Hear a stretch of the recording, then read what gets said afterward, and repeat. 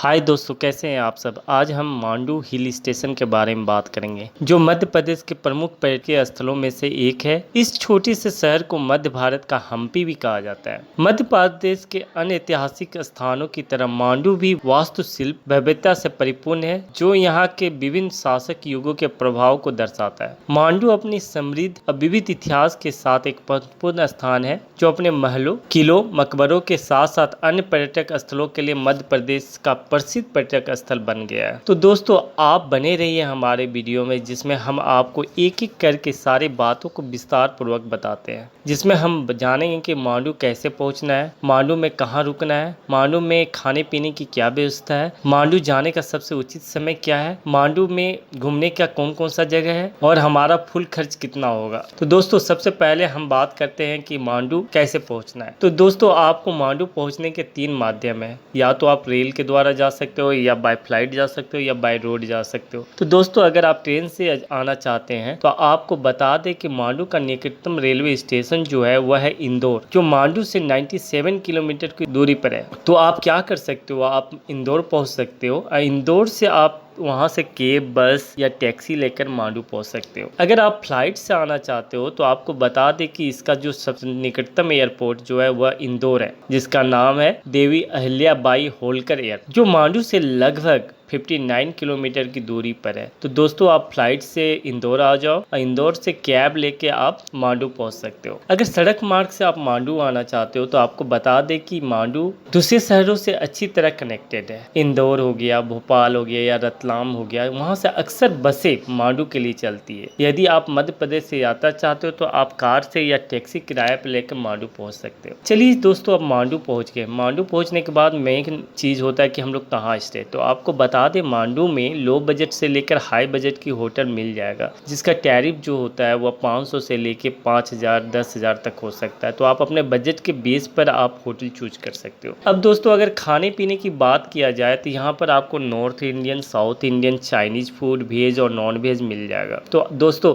अगर आप इसके कॉस्ट की बात करें तो आपका पर प्लेट 100 पड़ेगा और वह बेस्ड होगा आपके मेन्यू पर, आप किस तरह का फूड सेलेक्ट करते हैं। अब दोस्तों, अगर आप ट्रिप प्लान कर रहे हो तो सबसे मेन क्वेश्चन होता है कि कब जाएं। तो अगर मांडू जाने के लिए आप सोच रहे हैं तो अक्टूबर से मार्च का समय सबसे अच्छा समय माना जाता है, जिस कारण सर्दियों का मौसम मांडू की यात्रा के लिए सबसे सुखद माना जाता है, जो आपका यात्रा को अनुकूल बना देता है। चलिए दोस्तों, अब बात करते हैं मांडू में कहाँ कहाँ घूमना चाहिए और कितने दिनों का ट्रिप बनाना चाहिए। मांडू में घूमने का प्लान बना रहे हो दोस्तों तो सबसे पहला नाम आता है जहाज महल का। जहाज महल मांडू के सबसे लोकप्रिय पर्यटक स्थलों में से एक माना जाता है। 2 कृत्रिम झीलों के बीच स्थित यह महल पानी में तैरते हुए जहाज के रूप में दिखाई देता है, इसीलिए इसको जहाज महल कहा जाता है, जिसका निर्माण 15वीं शताब्दी में सुल्तान गियास उद दीन खलजी द्वारा करवाया गया था, जो सुल्तान के लिए एक हरम के रूप में सेवा करता था। तो फर्स्ट आप जहाज महल देख सकते हो, ये तैरती हुई जहाज की तरह दिखेगा क्योंकि ये कृत्रिम झीलों के बीच स्थित है। सेकेंड है आपका रूपमती महल। रूपमती महल रानी रूपमती और बादशाह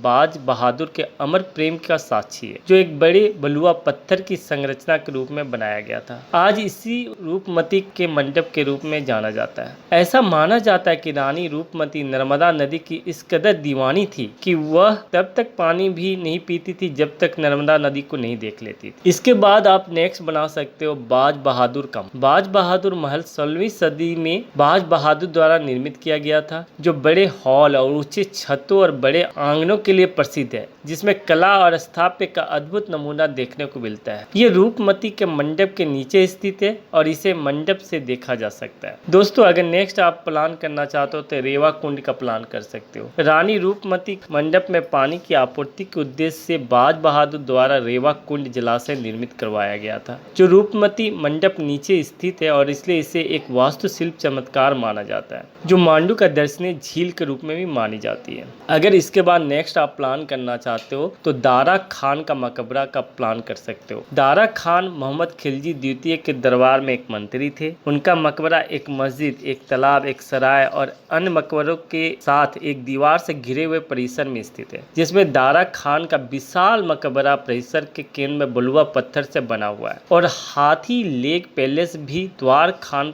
कॉम्प्लेक्स के दक्षिण पूर्वी स्थित है। इसके बाद अगर नेक्स्ट आप बनाना चाहते हो दोस्तों तो श्री मंडवागढ़ तीर्थ का बना सकते हो। तो श्री मंडवागढ़ तीर्थ जो है वह भगवान सुपार्श्वनाथ को समर्पित है। इसके अलावा यहाँ भगवान शांतिनाथ के छोटे आकार का एक अच्छा मंदिर है, जहाँ कई मंदिरों और मूर्तियों के अवशेष देखे जा सकते हैं। माना जाता है कि यहाँ लगभग 300 जैन मंदिर थे। 14वीं शताब्दी में निर्मित मंदिर को आकर्षक रूप से निर्मित किया गया था। यहाँ भगवान सुपार्श्वनाथ जी की मूर्ति बहुत पुरानी मानी जाती है, जो एक 91.54 सेंटीमीटर ऊंची है। दोस्तों इसके बाद अगर नेक्स्ट आप बना सकते हो तो जामा मस्जिद का बना सकते हो। जामा मस्जिद जो है वह मांडू का सबसे प्रसिद्ध पर्यटक स्थल में से एक है, जो विशाल लाल पत्थर से निर्मित है, जिससे यह कुछ किलोमीटर दूर से भी दिखाई दे जाती है। भारत में वास्तुकला का सबसे अच्छा और सबसे बड़ा उदाहरण जामा मस्जिद को माना जाता है। सीरिया के दमिश्क में उमैयद मस्जिद से प्रोत्साहित होकर इस मस्जिद को बनवाया गया था। जामा मस्जिद के सामने अशरफी पैलेस का खंडहर है। महल के उत्तर पूर्व में 7 मंजिल स्मारक और पास में एक आकर्षक राम मंदिर भी है, जिसे 1789 ईस्वी में महारानी सकरवारा बाई पवार ने बनवाया। इसके बाद अगर आप प्लान बनाना चाहते हो तो होसांग शाह का मकबरा का बना सकते हो। होसांग शाह का मकबरा भारत में सबसे पुरानी संगमरमर की इमारत के रूप में जानी जाती है, जिसकी वास्तुकला ने शाहजहां को भी प्रभावित किया जाता है और कहा जाता है कि शाहजहां ने अपने काम करने वाले और उस्ताद हामिद को होसांग शाह के मकबरे का निरीक्षण करने के लिए भेजा था और उससे प्रेरणा लेकर अपने चमत्कार ताजमहल का निर्माण करवाया था। और माना जाता है कि होसांग शाह के मकबरा पर जो अर्धचंद्राकार मुकुट है उसे फारस से लाया गया। इसके बाद नेक्स्ट है हिंडोला महल। हिंडोला महल अब एक टी आकार की इमारत है, जिसका उपयोग दर्शक हॉल या ओपन एयर थिएटर के रूप में किया जा रहा है। ऐसा माना जाता है कि इसका निर्माण 1425 में